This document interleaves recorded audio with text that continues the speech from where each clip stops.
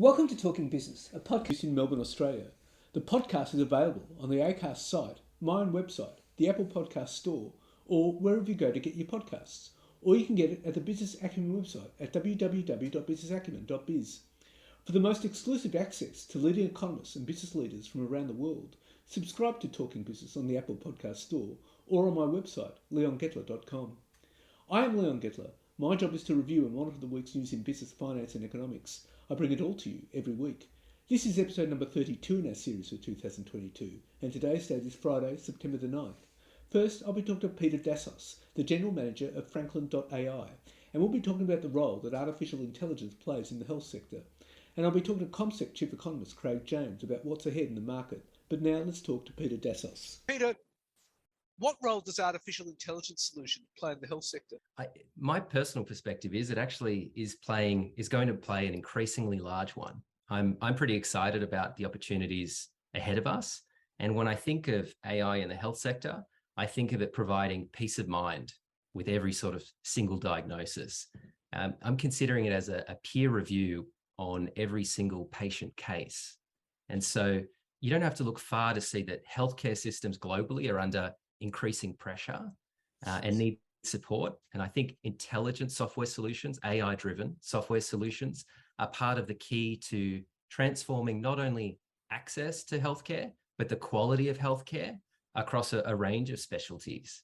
If I think specifically about cancer, 100% of cancer diagnoses require some form of laboratory pathology.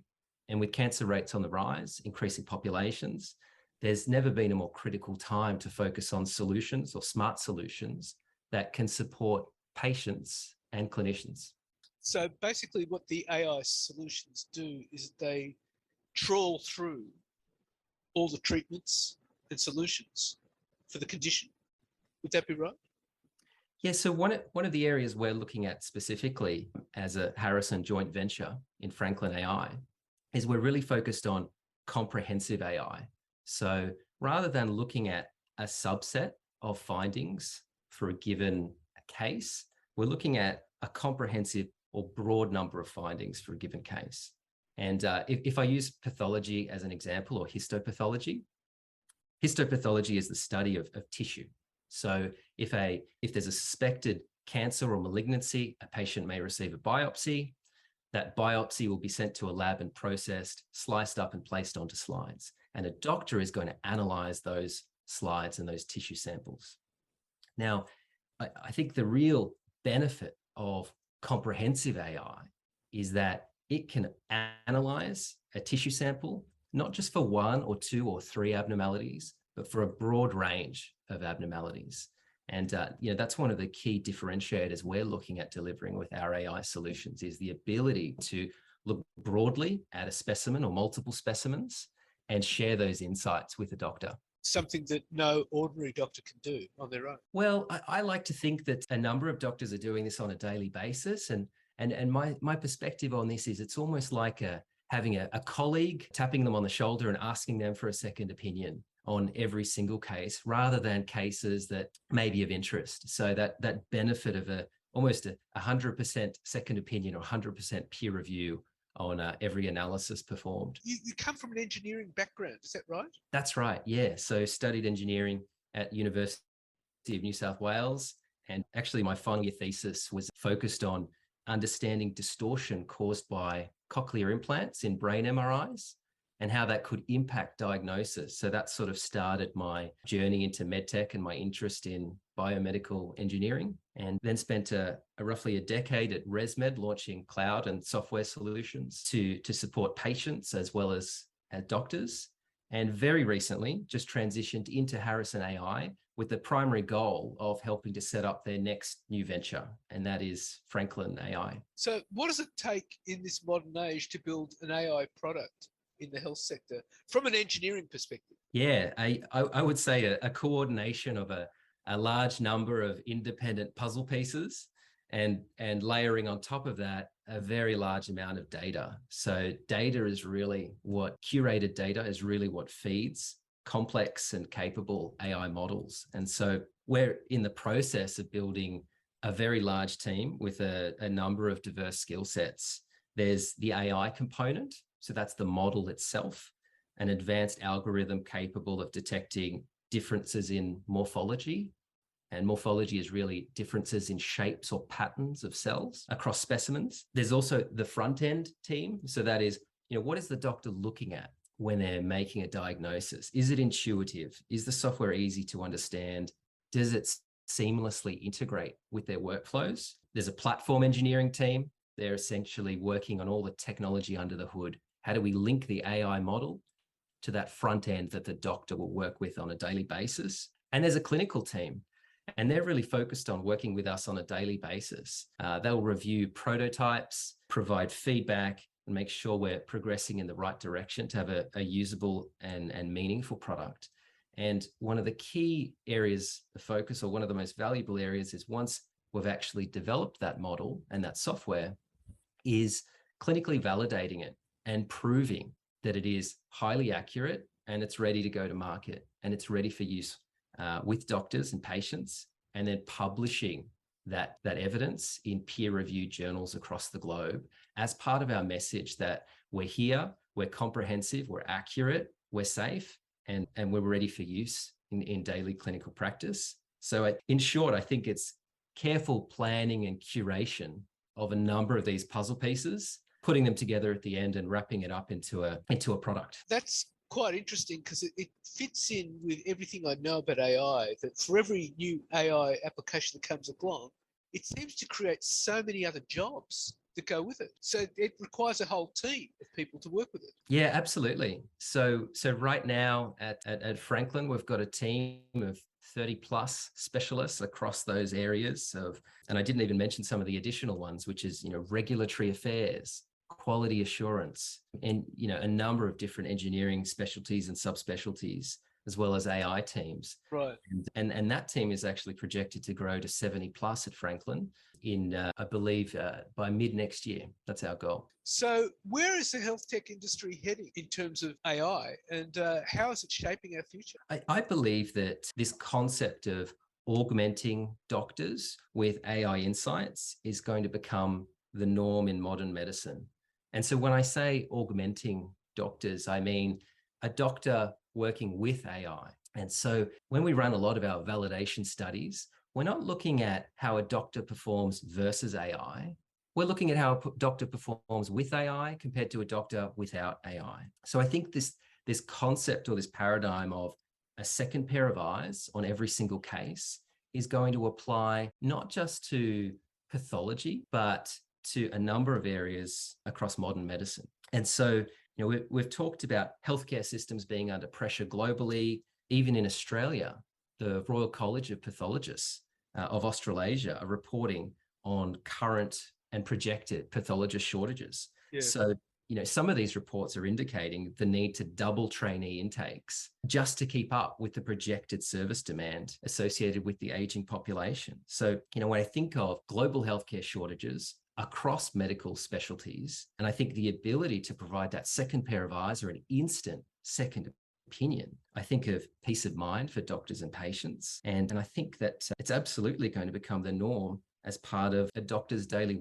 workflows. There's going to be an expectation to have that and have that ready. And so in short, I think there's a huge opportunity across a number of areas in medicine to make an impact. And I think we're literally just scratching the surface right now with a ton of growth ahead. Well, that would mean that all doctors will have to be across AI. I would think so. And we're not just talking about pathologists here, potentially even emergency admission or talking to your GP or a number of other areas. Absolutely. So what's next for Franklin? And what's Franklin's growth plans? Yeah, so right now, we're very focused on talent and building the team. So we're looking at product, engineering, clinical AI, regulatory, QA, a lot of specialized team members that we're pulling in. As I mentioned, we've got a team of 30 specialists across those disciplines, and the goal is to scale up to 70 by June 2023. But from a product perspective, pathology is a very large space to enter, and that's where we're focused. But we acknowledge we're starting in histopathology. Yeah. And histopathology is really the study of tissue. So the study of tissue samples. Yeah. And a large volume of biopsies are performed every day.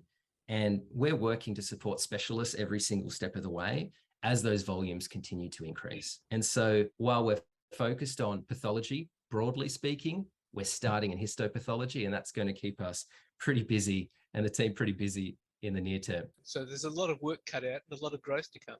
Yeah, absolutely. And histopathology, again, is a study of tissue, and there's a number of different types of tissue specimens we can analyze too. So there's quite an extensive roadmap ahead. Well, Peter, thank you very much for your time. Thank you so much for having me. Appreciate it. And now let's talk to ComSec Chief Economist Craig James.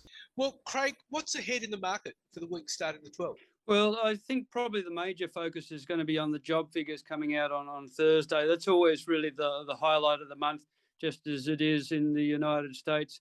We do know that the jobless rate is at a 48-year low of 3.4%, but we had a little bit of volatility in the July figures in terms of employment. We had the employment down by 87,000 in terms of full-time jobs. So full-time jobs were down by 86,900 and part-time jobs were up 46,000. So overall employment was down a pretty hefty 40,900. So a little bit of volatility, I think, coming into the figures. There's a bit of seasonality that occurred, timing of the school holidays, the time that people are taking off sick.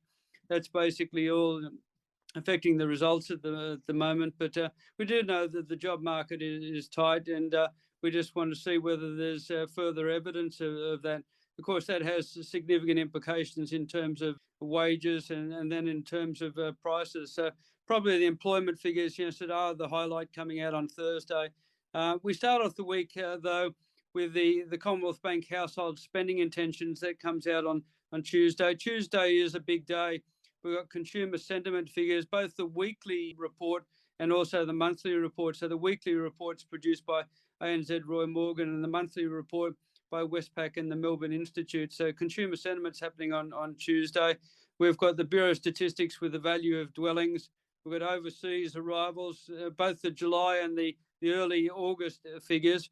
And then we've got the National Australia Bank Business Survey. So that's all happening on the Tuesday. So really, so Tuesday, the highlight in the first part of the week, we've got the labour account figures from the Bureau of Statistics on Wednesday, the employment figures, as I mentioned, on Thursday, and the Reserve Bank Bulletin on Thursday.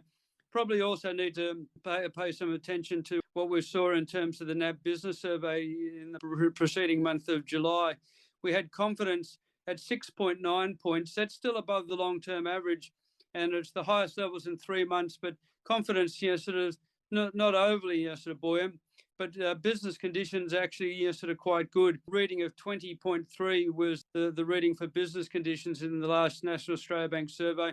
That was the highest levels in 13 months. A lot of people scratch their heads and say, why is business conditions seemingly so good?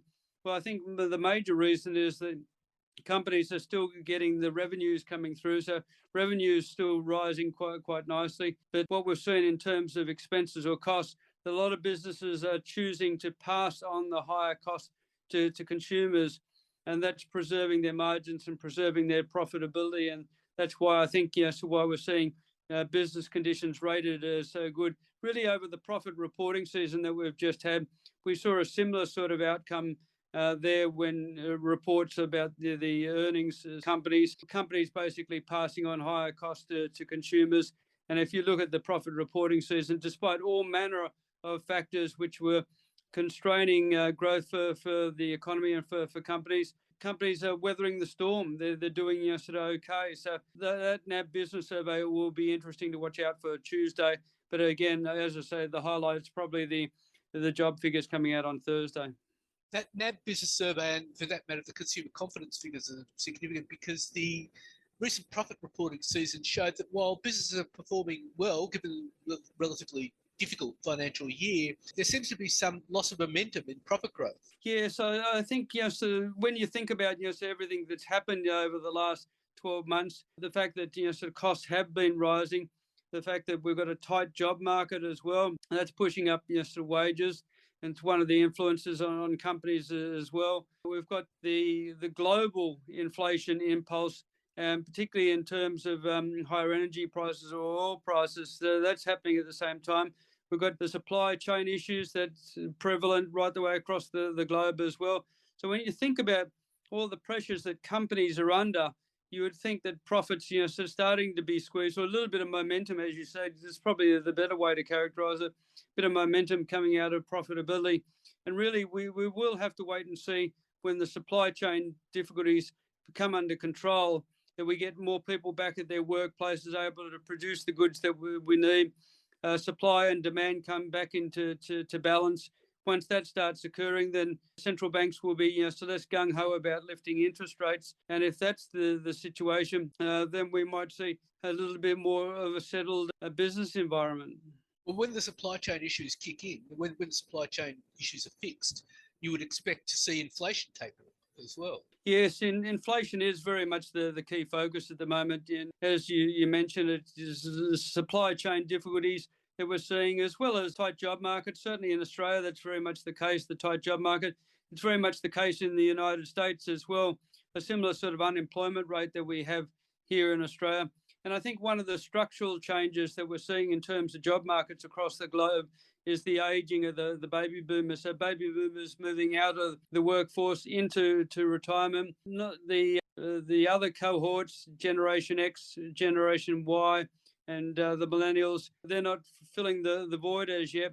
So that's why we've got unemployment rates which are more in keeping with what we saw in the 1970s than what we're seeing, in the, say, the 1990s or the noughties. The coming week has got a big focus on prices in the United States. So on Tuesday, the consumer price index is released.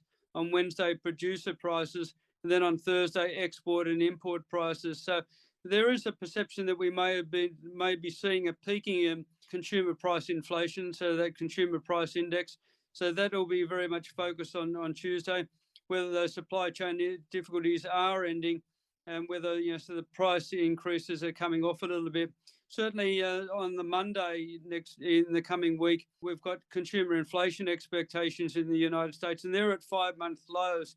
So while in Australia over the coming week, we're focused on the job figures as well as on things like business and consumer sentiment.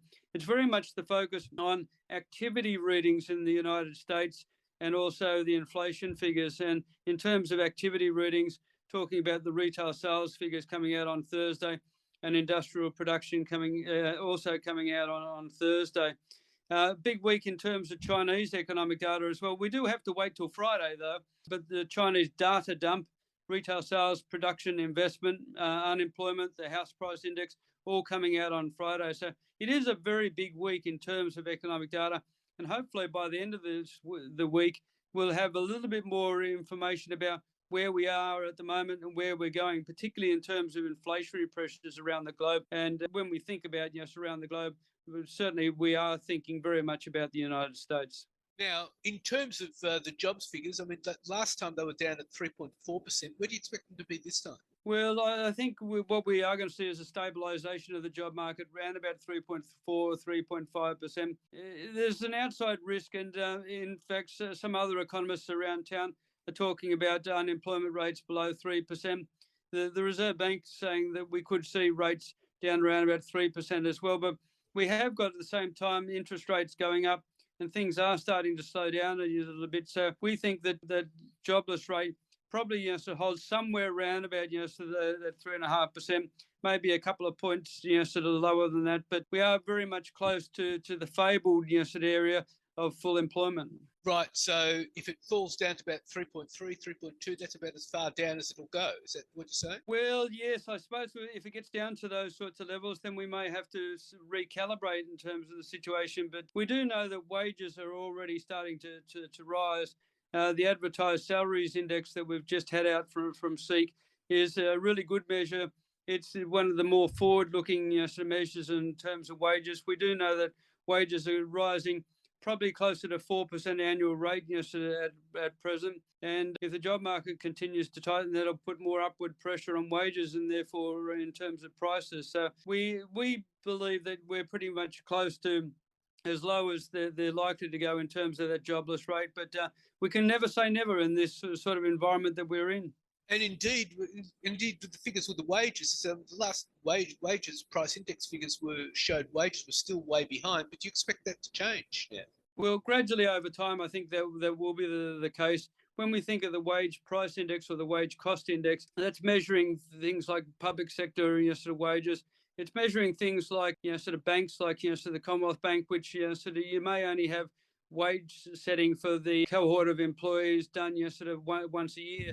If you're changing jobs, though, and that's what's picked up in the advertised salaries index, if you're changing jobs and moving to new jobs, that's where, the wages are really starting to rise. So the wage price index is probably a more lagged measure of wages in the economy. And I think we're going to have to be focusing our attention more on forward-looking indicators like the advertised salaries index. Well, Craig, that's all fascinating. And thank you very much for your time. Not a problem at all. Thank you. So what's happening in the news? Well, Liz Truss has said she will press ahead with plans for the UK to be a low-tax economy with less focus on wealth redistribution under her premiership, despite calls for caution from Tory grandees. Britain faces a cluster of daunting problems: surging inflation, a slowing economy, rocketing energy bills, foundering public services, and lacklustre productivity. Ms Truss declared that now is a time to tackle the issues that are holding Britain back, and said her priorities were cutting taxes, curbing increases in energy bills, and overhauling the healthcare system. Asked about her national insurance policies, she said it was fair that her planned tax cut would benefit the highest earners 250 times more than the poorest, arguing that it was wrong to view all economic policy through the lens of deep redistribution. As analysts warned that relying on boosting economic growth to reduce income inequalities would increase disparities, Tory grandees sounded the alarm over what they said risked being a doctrinaire approach. In her only in-depth media interview of the two-month Tory leadership campaign, which took place after voting had closed, Truss told BBC One's Sunday with Laura Kunzenberg show she'd provide immediate help with energy bills if elected, but declined to say how. Pledging to ensure secure long-term energy supplies, Truss said she did back some aspects of renewable sources, but stressed her plans to push ahead with more North Sea drilling and fracking for shale gas. Reports on Sunday night said that a team were discussing freezing gas and electricity bills with industry leaders. The level of the price cap has not been set, but according to the Times, the cost of the package is understood to be at the level of the COVID furlough scheme. On the economy, she emphasised her prioritisation of tax cuts, saying it was more important to grow the economy than to try to reduce income inequalities. She said cutting the tax burden on the richest would increase the underlying growth rate of the UK. And Chinese authorities have extended COVID-19 lockdowns of Chengdu and Shenzhen, backtracking on promises of freedom for tens of millions of people in the southern megacities following mass testing campaigns. At least 68 cities are in partial or full lockdown, according to data from the country's National Health Commission, fueling anxieties that restrictions initially planned for days could extend into weeks or longer, as occurred in Shanghai this year. The sweeping restrictions that upend lives and businesses stand in stark contrast with a return to normal life in much of the world, where societies have mostly pivoted to living with the virus. But China insists that zero COVID is saving lives. Health officials have cited the relatively low elderly vaccination rate and inadequate rural healthcare as hurdles to relaxing restrictions, but Chinese public health experts say political factors have played an outsized role too. Xi Jinping, a staunch advocate for the country's uncompromising zero COVID strategy, is poised to be anointed as the country's top leader for another 5 years at the 20th Party Congress, scheduled to start on October 16. The highly choreographed affair is meant to be a moment of celebration and vindication of the achievements of the party, and of Xi personally, over his decade in power. And a severe outbreak risks undermining that triumphant image, experts say. China's manufacturing and technology hub said on Monday that restrictions would continue for 3 days in parts of the city, where cases have been reported after a weekend lockdown of some of its 17.5 million residents.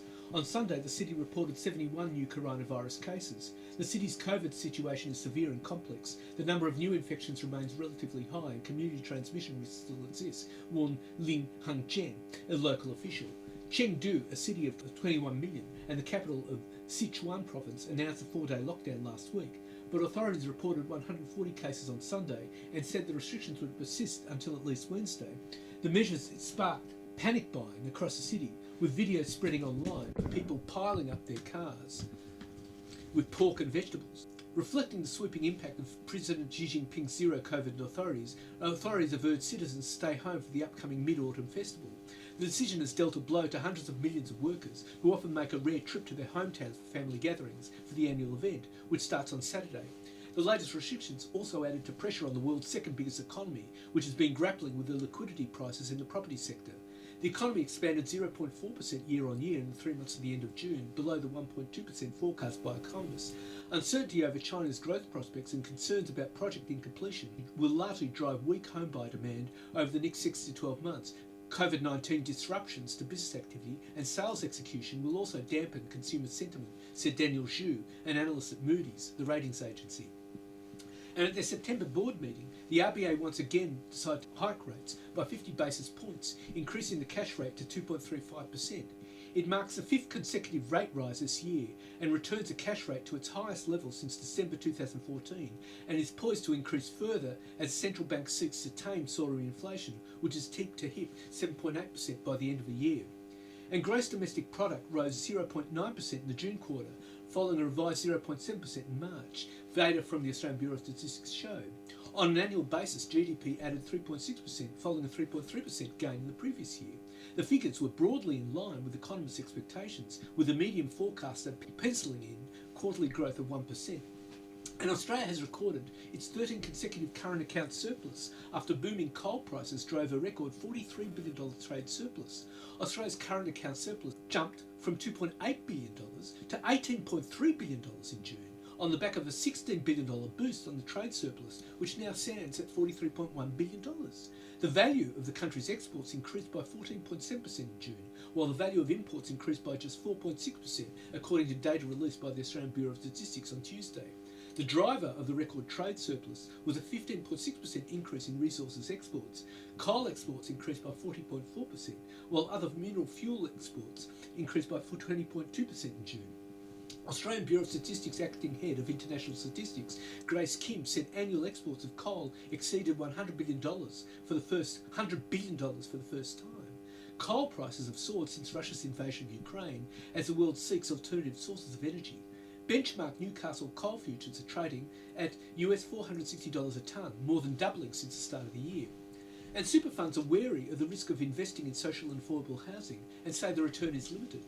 A shortfall in social and affordable housing is predicted to cost the economy more than $1 billion a year by 2036. Assistant Treasurer and Minister for Financial Services, Stephen Jones, held a roundtable with Peak Industry Group Association of Superannuation Funds of Australia this week in a bid to secure their investment. The meeting followed the Prime Minister and Treasurer last week announcing the government would make up $575 million from the National Housing Infrastructure Facility available to encourage private investment, particularly from superannuation. That move was aimed at improving the risk-reward ratio for super funds. The superannuation sector has not opposed the move, but is yet to be convinced. And EY's global leaders are expected to provide 13,000 partners this week with the details of a plan to split the firm into an audit and a consulting business. But a vote on the proposal will not happen until January at the latest, a move that could lead to the biggest shake-up in the global professional services and audit market in more than 2 decades. A meeting of the small group of global leaders was held about the plan overnight, and the firm's partners will receive a detailed package of information about the split, including details of their payout on Thursday. There will be a vote in January on whether to split the firm. And Australians facing a cost of living crunch will cop higher prices at the Bowser and steeper mortgage repayments, with Jim Chalmers reinstating the full fuel excise to boost the budget bottom line, but pledging to monitor attempts at gouging. Amid interest rate hikes and soaring inflation, the Treasurer ordered the competition watchdog to ramp up surveillance of petrol prices and crack down on profiteering when the 44.2 cents a litre fuel excise returns on September the 29th. In a bid to neutralise attacks from the coalition over cost of living pressures in the final 2 parliamentary sitting weeks before the October 25 budget, the federal government on Monday announced the largest indexation increase to welfare payments in more than 30 years.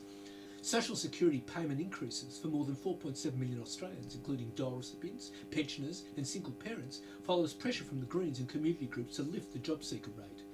As motorists brace for higher petrol prices in the December quarter, when inflation is tipped to hit 7.75%, the Reserve Bank of Australia board heaps more pressure on households and lifts the cash rate to 2.35%. The RBA has flagged it will likely authorise further interest rate hikes in coming months. And the architects of enterprise bargaining, Bill Kelty and Paul Keating, have blamed the silly no worse off tests of the Fair Work Commission and Julia Gillard's industrial relations law for undermining productivity and overall wages growth. Kelty said he himself had negotiated deals that left some people worse off, but meant productivity improvements were fairly shared via a sustained increase in real wages. The former ACTU secretary describes the current system as crazy, insisting that bargaining should be simple, with any agreement with lawyers, unions and employers not subject to approval or rejection by the Commission. Following the Jobs and Skills Summit, the Albanese government will start negotiating with unions and employers this week to try to come up with a simpler, fairer and more flexible system of enterprise bargaining. Some employer groups are highly sceptical the changes will go far enough in overcoming the roadblocks, particularly those introduced by Julia Gillard over a decade ago as former Industrial Relations Minister and then Prime Minister. Unions and the Albanese government are already arguing that no worker can be worse off as a result of the changes. This threatens a repeat of the policy dead end produced by the Gillard reforms. At the behest of a new generation of union leadership, Gillard replaced Keating's broad no disadvantage test with a complicated new better off overall test assessed by the Commission. In the 1980s and 1990s, Kelty and Keating, the two giants of the ACTU and Labor, cooperated to implement a series of economic and social reforms that underpinned real wages growth and productivity increase. And the soaring profits unveiled by Australian miners this week were a beacon of light amid the gloom dominating economic headlines. Yet the coming months look more challenging, particularly for companies without exposure to clean energy. Miners that dig up materials vital to decarbonisation led the way in the first half, with Pilbara Minerals and Alchem Limited reporting record earnings as prices for lithium soared. Traditional miners didn't miss out on the bonanza though, with diversified base metals producer South 32 and pure play fossil fuel miner Whitehaven Coal reporting strong results. That followed BHP Group's unprecedented earnings haul. The eye-popping profits in Australia were reaped on the back of surging commodity prices and coal prices soaring since Russia's invasion of Ukraine. But with problems such as battered supply chains, a slowing global economy and waning demand in top customers, and China looking hard to budge, the good times for many Australian miners may be over. And gig economy executives have been told to expect legislation in the first half of next year that will expand the powers of the Fair Work Commission to set minimum pay and conditions for their workers. Deliveroo Australia Chief Executive Edmund Manus said the government had told participants of a roundtable discussion with the Department of Employment and Workplace Relations last month that consultation would occur for the remainder of the year. The government's election promise to give the Fair Work Commission powers to set minimum pay and working conditions for employee-like workers was never intended to be on the agenda of last week's Jobs and Skills Summit. Employment and Workplace Relations Minister Tony Burke said different segments of the gig economy would likely to be treated differently. And the Australian Federal Police has set up a new cryptocurrency unit to target money laundering as more criminals seek to bypass the financial system and funnel money offshore. The increased focus on illicit money transfer via crypto comes as the AFP eclipsed the $600 million revenue raising target after the task force set up to ensure crime does not pay for criminals reach its goal 2 years ahead of schedule. The national manager of the AFP's Criminal Asset Confiscation Task Force, Stefan Jerger, said the use of crypto in criminal activity had increased significantly since the AFP's first seizure in early 2018, warranting the establishment of its first dedicated cryptocurrencies capabilities team in August. AFP Commissioner Rhys Kershaw established the Criminal Asset Confiscation Task Force in February 2020 with the goal of restraining $600 million in proceeds of crime by the end of financial year 2024. Since February 2020, the AFP has seized $380 million in residential and commercial property, $200 million in cash and bank accounts, and $35 million in cars, boats, aircraft, artworks and luxury items and cryptocurrency. And battery electric vehicle sales have hit a new record, accounting for almost 1 in 20 new cars sold in August. New figures from the Federal Chamber of Automotive Industry shows. FCAI Chief Executive Tony Webber said sales of pure electric vehicles came in at 4.4% in August, well above the run rate for the year to date of about 2%. Once hybrid and plug-in electric vehicles were added in, vehicles with some electric component in the drivetrain accounted for more than 10% of vehicle sales in Australia for the calendar year so far. Tesla remains a dominant force in the EV market, with its market share still sitting at more than 80%. And Dan Murphy's is the latest national retailer to unveil a hiring spree as the Australian economy begins to suffer from a major shortage of workers, with the beer, wine and spirits giant offering on-the-spot job interviews to recruit 2,200 new team members. From Monday until Sunday, September the 11th, anyone can get a 10-minute interview on the spot by simply expressing their interest to a team member at one of the 258 Dan Murphy's stores around the country. The drinks retailer, owned by Endeavour Group, which also owns convenience bottle shop BWS, is looking to hire more than 2,200 casual customer assistants as it gears up for summer and the busy Christmas trading period. The majority of roles are a minimum of 20 hours per week. Many offer immediate starts and all come with heaps of benefits.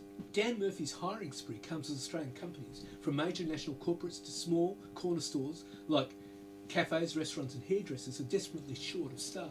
Many have been forced to close their doors for some days or operate on reduced hours through the week as roles go empty and businesses can't serve customers. At last week's Jobs and Skills Summit in Canberra, businesses highlight the worker shortage as a key handbrake on the economy, with the federal government later announcing a policy to increase the migration cap to a record 195,000 from 160,000 in an effort to fill roles begging for workers across the country and across many sectors, from healthcare to IT and hospitality. And profit margins at Australian oil refineries increased by more than 200% in the June quarter amid global supply disruptions and soaring demand. In its quarterly report on the Australian petroleum market, the Australian Competition Consumer Commission said the average refiner margin, or the difference between the price of refined petrol and the price of crude oil, increased by 7.8 cents per litre in March to 24.1 cents per litre in the June quarter.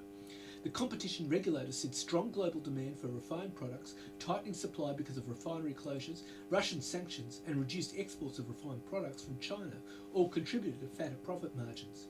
And a survey by Chief Executive Women showed that just 14 ASX 200 companies were helmed by women in 2022, only 4 more than 6 years ago. The proportion of key operational roles occupied by women at ASX 200 companies rose just 3 percentage points to 15% between 2017 and 2022. By contrast, the proportion of functional roles held by women jumped by a third to 40% over the same period. However, the survey found that across the broader ASX 300, the number of companies with no women in executive leadership teams rose to 47 in 2022, from 44 last year. And that's it for this week. And next week I'll be talking to Jane Livesey, Cognizant CEO of Australia and New Zealand and a director of Contino and Servier. I'll also be talking to economist Saul Eslake. In the meantime, you can catch me on Facebook, Twitter, Instagram, LinkedIn and YouTube. And if you want, leave a comment. For the most exclusive access to leading economists and business leaders from around the world, subscribe to Talking Business on the Apple Podcast Store or on my website, leongettler.com. Wishing you all a safe and